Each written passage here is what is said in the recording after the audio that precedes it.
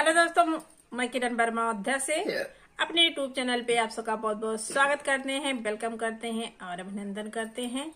आज आप सबके बीच एक बहुत सुंदर विवाह गीत लेकर आए हैं। उर्द चावल छूते समय का गीत है। शादी विवाह में गाया जाता है। हाँ, सबसे पहले बहनी यही कार्यक्रम होता है उर्द चावल छूने का। तो उसी समय जो है उर्द चावल महिलाएं छूती हैं, चूल्हा पड़ता है, गीत गाना गाया जाता है। शाम के उसी दिन से गाया जाता है हर रोज। हाँ, उसको कन्या भी टीका जाता है, भी कहा जाता है। सबसे शुभ पहले दिन का शुभ दिन यही उर्द चावल छूते समय का गीत है। आप लोग जरूर इसको सीख के गाइएगा। बहुत ही प्यारा, बहुत ही नया गीत है। उर्द चावल छूते समय का गीत है, बिल्कुल नया है। हाँ, एकदम छोटा है लेकिन बहुत सुंदर गीत है। आप लोगों को यूट्यूब पे कहीं नहीं मिलेगा। ये हम लोगों ने खुद अपने हाथों से लिखा है इसको।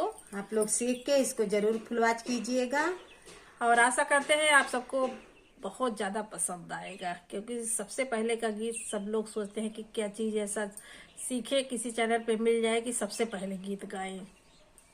उर्द चावल छूते समय का गीत हर जगह इसे सोचना पड़ता है क्या गाएं, लेकिन आप सब जरूर इसको सीख के गाइएगा।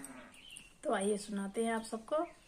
अंगना में उड़दा धारावे कावन रानी गोतिनी कालावे बोला। अंगना में उड़दा धारावे कावन रानी गोतिनी कालावे बोला। सुपवा डेलरिया भाभी अंगना में धरली गोतिनिया वही 10-5। सुपवा डेलरिया भाभी अंगना में धरली गोतिनिया वही 10-5। अंगना में उड़दा धारावे कावन रानी गोतिनी कालावे बोलाए।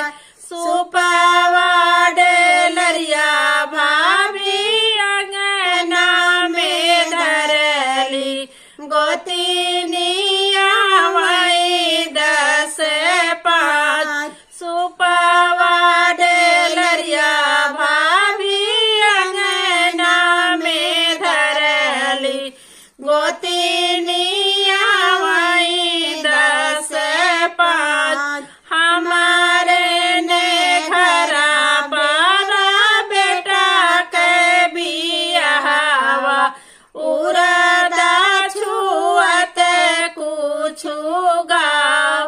हमारे ने घरा पारा बेटा के बियाहवा उड़दा छुअते कुछु गाँव।